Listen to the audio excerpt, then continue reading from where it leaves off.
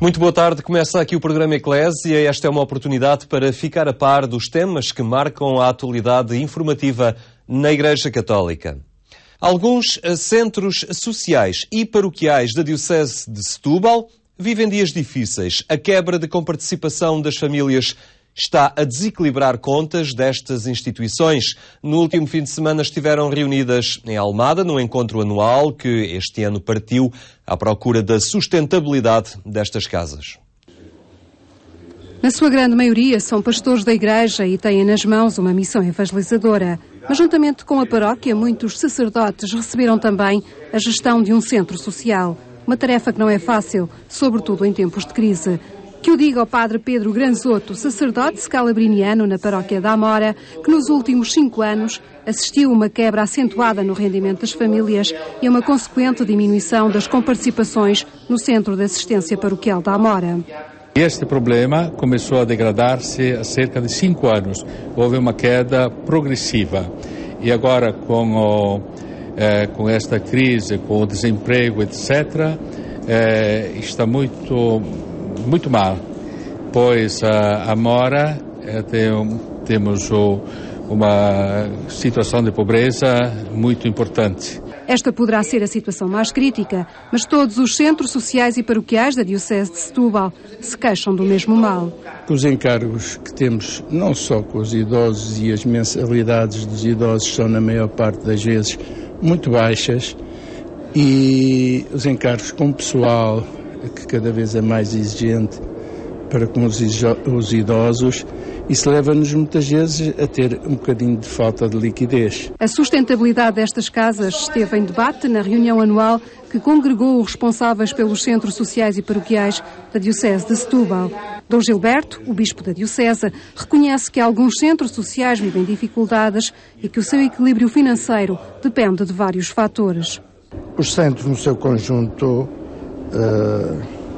estão organizados, estão equilibrados. Naturalmente que um ou outro tem algumas dificuldades. Agora não sabemos como é que as coisas vão continuar a passar-se, porque este equilíbrio é um equilíbrio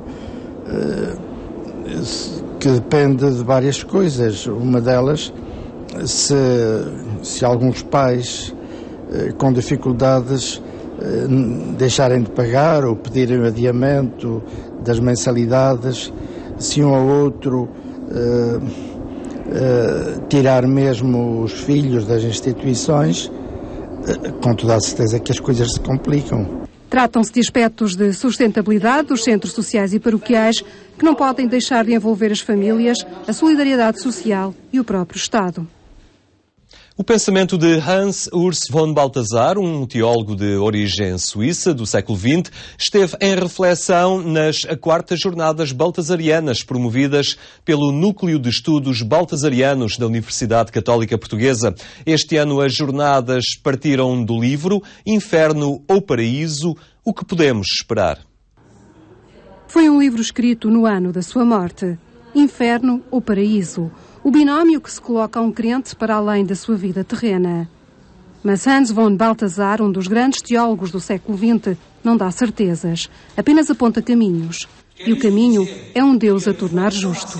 Este tornar justo é mostrar-se, é revelar-se, é purificar-nos, é conduzir-nos. Portanto, é disto que trata este livro. É mostrar a algumas pessoas que não compreendiam a doutrina baltasariana e que querem muitas certezas sobre o que é que vai acontecer, como se alguém tivesse passado o fim de semana no céu ou no paraíso ou no purgatório. O céu, que é o céu, é Deus e é a comunhão em Deus. Nós vivemos em céu quando vivemos em comunhão já até na terra uns com os outros. E vivemos em inferno quando não fazemos essa comunhão. Somos uns inferninhos uns para os outros, não é? Fazemos uma vida infernal, dizemos nós. O livro, agora editado em português, serviu de ponto de partida para as 4ª Jornadas de Estudos Baltasarianos que se debruçaram sobre a vida e a morte na perspectiva do horizonte da esperança cristã na obra de Hans von Balthasar. Umas jornadas que, por um lado, divulgam o pensamento deste teólogo suíço, por outro, cumprem a missão da própria Faculdade de Teologia. O papel de uma instituição não é apenas ensinar ad intra, com o ad intra quero dizer aqueles que se inscrevem para cursos regulares, para cursos conferentes de grau, mas também para difundir o pensamento teológico. Eu acho que isso é importante e alegra-nos muito que tenha um grupo, para umas jornadas tão específicas, um grupo significativo para participar nestas jornadas. Numa sala cheia de interessados no pensamento teológico de Baltazar, podia-se admirar uma exposição de pintura e iconografia sobre o juízo final da responsabilidade do cônego João Marcos, diretor espiritual do Seminário dos Olivais. Ajudar espiritualmente a sociedade desorientada é um dos principais objetivos dos reitores dos santuários nacionais em 2012. Para além da nomeação dos novos corpos sociais da Associação de Reitores dos Santuários, constituída oficialmente há cerca de um ano, a reunião serviu de base à apresentação de uma revista itinerante e de um roteiro sobre os santuários em Portugal. O padre Cezinando Alberto foi reeleito para mais um mandato à frente da Associação dos Reitores dos Santuários e tem como objetivos principais do mandato reforçar a ligação entre aqueles locais de culto e a sociedade. Penso que este projeto da revista itinerante é uma aposta nossa, penetramos em meios que não entrávamos. Penso que o livro que vai ser editado é uma aposta para divulgarmos também os santuários na imprensa. Penso que realmente reativarmos novamente com mais força o site, também essa vai ao encontro da divulgação. Portanto, é esta aposta, divulgar e formar, que será a minha preocupação no mandato. Em tempos de crise, cresce a importância espiritual dos espaços religiosos e muitos são os que se dirigem aos santuários desorientados e a precisar de conselhos. Sinto muito a procura de desabafo, de apoio espiritual. Mais que a questão material, que também se nota, mas vejo muita gente desorientada, muita gente precisa de um conselho, muita gente precisa de um desabafo, e isso também é algo que não se vê, que é a dor espiritual, não é? É aquela dor que não se transmite, mas que também é preocupação connosco, dado que são pessoas que vivem situações desesperadas e procuram estes locais que sabem que são atendidas, porque os santuários têm esta facilidade de ter sempre um parco, um capelão, de ter sempre um reitor disponível. O Encontro Nacional de Reitores dos Santuários Portugueses contemplou ainda um debate à volta do tema A Arte e o Património ao Serviço da Evangelização, em que, com a ajuda de diversos especialistas da área do património religioso, a nível diocesano e nacional, os reitores foram sensibilizados para a importância da preservação adequada de todas as riquezas que têm em mãos. É muito importante porque os santuários são ricos em património e penso que é através dessa arte, desse património que evangelizamos. Portanto, um quadro que está na parede na nossa casa tem uma função decorativa. Um quadro que está num santuário, numa igreja, tem uma função evangelizadora.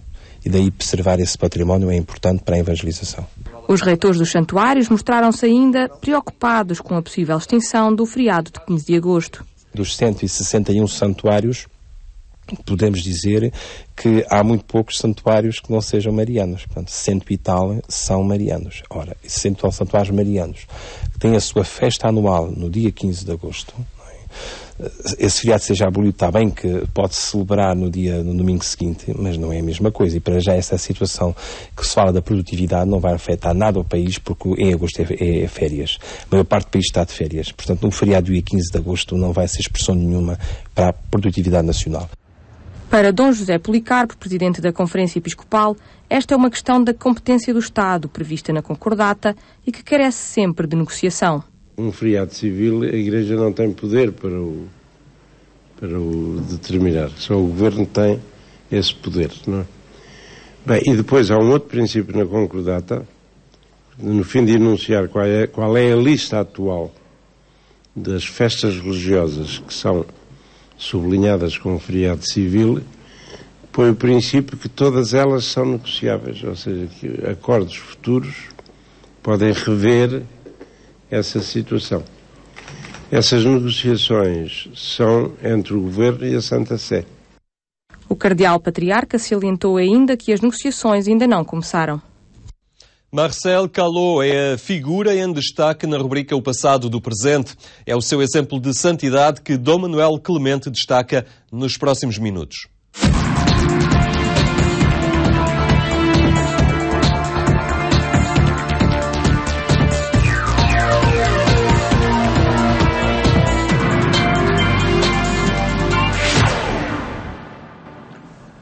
O catolicismo convicto e apostólico esteve sempre presente na vida de Marcelo Calot, que temos estado a apresentar nesta rubrica ao passado presente, onde contamos em cada semana com a presença de Manuel Clemente. Cumprimento. Boa tarde, Paulo. Boa tarde, obrigado por estar mais connosco. Vimos a infância, vimos a juventude. No programa de hoje, que aspecto da vida de Marcelo Calot nos irá apresentar? Permanecemos na juventude, porque estou a falar de alguém que faleceu com 24 anos, não é? Que estamos a ver, digamos, por atacado e com uma intensidade extraordinária a vivência cristã num jovem da Europa do século XX, portanto, ainda tão perto de nós e verdadeiramente mártir. Ele será mártir, como nós veremos, vai morrer pela sua fé, mas como é que se prepara um mártir? A palavra mártir, enfim, os nossos telespectadores sabem, significa testemunha, aquele que dá testemunho, não é? E que dá testemunho até ao fim do que é a sua fé, e uma fé que o repassa em todas as dimensões da sua vida, e no caso de Marcelo Calot isso é mais que evidente, por isso eu o escolhi de uma maneira tão particular. Aliás, se os nossos telespectadores os têm seguido nos últimos meses, repararam certamente que andamos à volta de grandes personalidades cristãs que foram beatificadas recentemente, portanto, no pontificado de João Paulo II, estas a que eu me refiro, e que mostraram, quer como jovens, o primeiro que nós vimos foi o Pier Giorgio Frassati, não é? Quer, e também agora Marcelo Calot, quer até como casais, aquele casal que nós acompanhámos, o Luís e a Maria Beltrame, durante 8 programas, ainda há pouco tempo, como é que o Evangelho realmente ganha forma e figura na vida de cristãos, nos mais diversos tipos de situações e de vidas. E estes são particularmente persuasivos porque estão muito perto de nós, como é o caso de Marcelo Calot. Então, recapitulando, nós vimos como ele nasceu, 1921, Rennes, Bretanha, França, a família católica, ligação à paróquia, a escola também católica, em que fez a sua instrução, liturgia também, de coro, enfim, como tudo isso funcionou, o escotismo católico, nas suas origens em França, enfim, como tudo isso funcionou para criar uma criança até aos 10, 11 anos, 12 anos, claramente católico, definido e com muito sentido naquilo que ele fazia. Depois vimos no segundo programa a sua vida de tipógrafo, aprendiz, não é? Dos 12 para os 13 anos, e por aí fora até aos 20. Estamos basicamente nos anos 30, em França e em Rennes, e como essa sua presença no mundo do trabalho também se tornou uma presença apostólica pela sua adesão, e mais que adesão, militância na JOC, entretanto surgida, portanto, a Juventude Operária Católica. Agora estamos em 41, e 41 já é quase a fase final da vida de Marcelo Calot. E os nossos telespectadores já podem imaginar como vamos no terceiro programa de uma série de 8, como tudo agora se vai, digamos, precipitar e vai mostrar em pouco tempo, o que é o fruto de uma infância e de uma adolescência catolicamente definida, não é? Então, e o que é que acontece entre 41 e 43, como vamos ver agora neste nosso programa mais de perto? Vai acontecer, enfim, a sua fase de namoro e noivado, porque o que é muito interessante na vida de Marcelo Calot é que, enfim, tudo aquilo que é próprio da adolescência e da juventude, diríamos nós, habituais, também acontece. Agora, com ele acontece de uma maneira também muito convicta, e quer no que seria previsível, quer especialmente no que não era previsível, não é? E ele vai ser sempre o mesmo, ele já está muito definido aos 20 anos. Em 1941, tinha nascido em 21, ele já está muito definido. É nessa altura que ele, enfim, conhece a sua Marguerite, né? E começam o seu namoro, que eles levam também muito catolicamente falando, não queimando etapas, conhecendo-se a pouco e pouco, até estarem em vésperas de casar. Só que quando isso acontece, ou devia acontecer, não vai ser dessa maneira, porque, entretanto, a Segunda Guerra Mundial, que infelizmente tinha já agraçado, e em França desde 39, nós estamos em 41, vai atingi-lo gravemente. Mas eu, antes disso, peço ao Paulo para ler mais um trecho de Couve de Morreville. Nos finais de 1941, conheceu uma jovem chamada Marguerite Derniot numa recolha de donativos para prisioneiros de guerra franceses na Alemanha. Parece ter sido amor à primeira vista. No final de 1942 ficaram noivos, embora não oficialmente. Aguardavam com entusiasmo o verão para fazerem o anúncio público do seu compromisso numa grande celebração. Marcel, porém, não chegou a casar, nem a constituir um lar. Em 1943 começou o seu calvário, que o afastaria de todos os que amava e terminaria com a sua morte prematura aos 23 anos. A guerra também atingiu Rennes, com bombardeamentos por parte dos aliados. A 8 de março de 1943, os bombardeiros americanos atingiram os caminhos de ferro, em pleno dia, e alguns edifícios de escritório na zona onde Marie-Madeleine, a mais velha das irmãs Callot, trabalhava. Marcel foi a correr até à estação e começou a ajudar os serviços de socorro a remover os destroços. Com efeito, foi ele quem descobriu o cadáver da irmã. Em estado de choque, regressou a casa para dar a notícia aos pais. A família ficou destroçada pela dor. O funeral de Marie-Madeleine realizou-se no dia 10 de março, no mesmo dia em que Marcel mostrou ao irmão a convocatória do serviço de trabalho obrigatório que recebera e lhe perguntou: "Já, o que é que eu faço?" Após dias e noites de angústia e reflexão, Marcel decidiu que era seu dever partir. Disse a uma das tias: "Sabe, parto como missionário."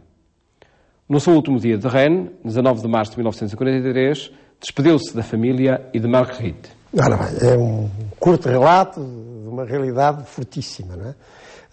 O Marcel Callot, com 23 anos, vai morrer, enfim, cerca de 10 anos menos do que Cristo tinha quando foi morto. Mas na vida de Marcel Callot e com tudo o que nós estamos a ver, o tal decalque da vida de Cristo é quase, enfim, à letra, não é? E passo a passo.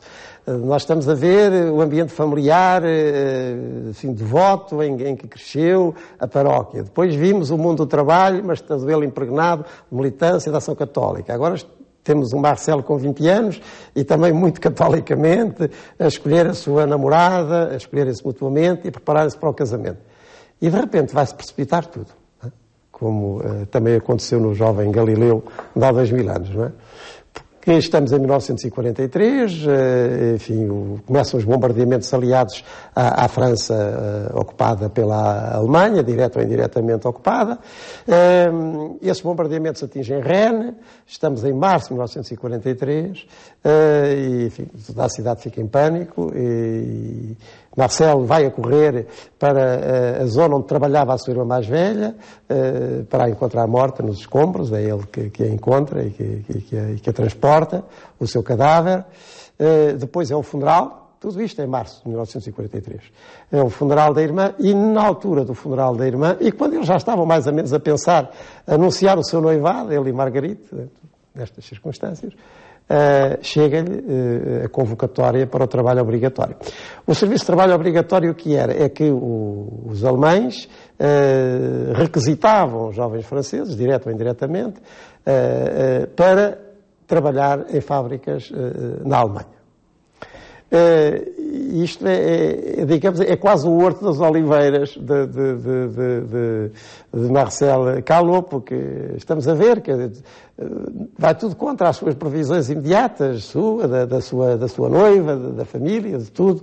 Cai a guerra em cima e agora aquela convocatória, vou, não vou, podia não ir. Muitos que eram convocados não iam ou fugiam de França, se conseguiam fugir. E, como nós sabemos, a Bretanha é uma região costeira, o mar não fica muito longe de Rennes, ou fugir, ou então irem para a resistência, como também muitos outros foram. E Marcel era um francês e um patriota, não é? Podia não ter ido. Até que essa sua convicção cristã, que tinha sido, digamos, sedimentada por tudo quanto vimos atrás da infância e da adolescência, joga no sentido que nós ouvimos. E ainda perguntou ao irmão o que é que eu faço, o tal irmão que era seminarista, né? O Jean, mas depois decide-se, ao fim daquele combate, daquela agonia. Nós lembramos, e bem, na nossa tradição cristã, a agonia de Cristo no Horto das Oliveiras, não é? Quando, Pai, se for possível, afasta de mim este cálice, mas faça-se a tua vontade, e depois decide ir até ao fim, como morrerá na cruz. É um pouco, ou é muito, o que nós agora encontramos em Marcel, porque ele podia não ir para o trabalho obrigatório. Mas é exatamente a sua convicção apostólica, a sua convicção cristã, que vê mesmo o trabalho obrigatório, com todo o rigor que isso implicava, com o afastamento de tudo, pelo menos temporário, podia ele prever ainda, vê aí um campo novo para a missão e um apelo para continuar a trabalhar catolicamente. Não é? Por isso disse parte como missionário. Parte como missionário, que é claro na sua intenção. Estamos a falar de um jovem com 20 anos que, enfim, tinha à sua frente e até aí horizontes de vida muito diferentes. E ele nunca mais voltará. Estamos a 19 de março de 1943, o dia da sua partida. Ele vai morrer em 19 de março de 1945. Estes 2 anos que se seguem são os anos do seu autêntico calvário, mas um calvário luminoso, de outra luz. Que apresentaremos aqui ao longo das próximas semanas, como sempre, com a presença do Manuel Clemente nesta rubrica O Passado do Presente.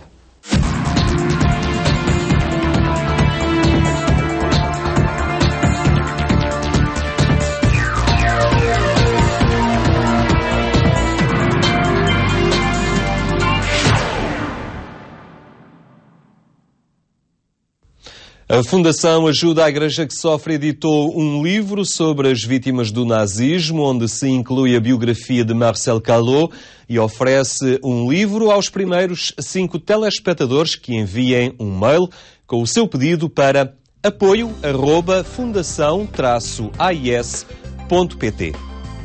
Ficamos então por aqui, tenha uma boa tarde e até amanhã, se Deus quiser.